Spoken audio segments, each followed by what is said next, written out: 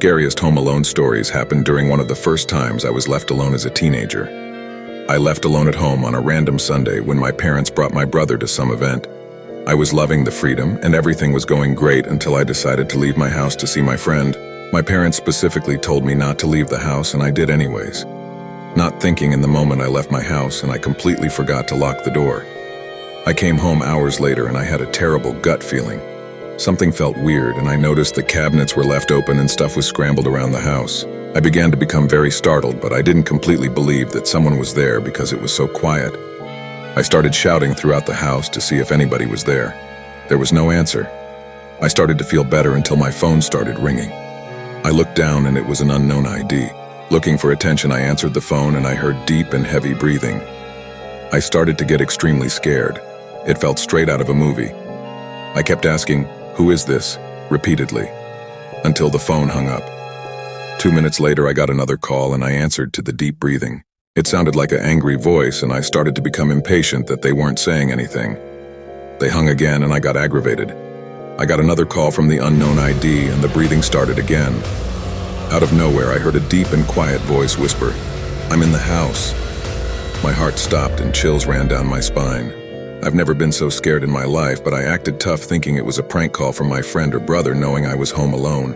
The caller hung up this time and I started to hear creaking from upstairs, and suddenly I heard loud footsteps. Luckily, I heard something drop before he started sprinting downstairs. I was able to get a head start on the intruder and I disappeared into the woods and immediately called the cops. The cops reported and they found the door left wide open. They never found the person that snuck in, but I'm lucky to be able to share that wild story.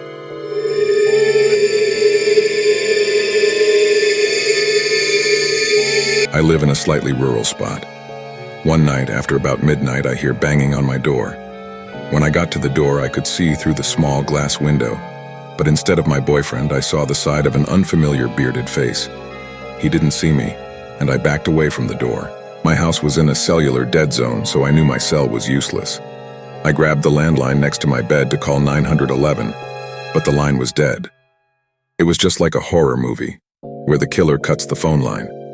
Meanwhile, the guy was still pounding away and slurring, "Let me in."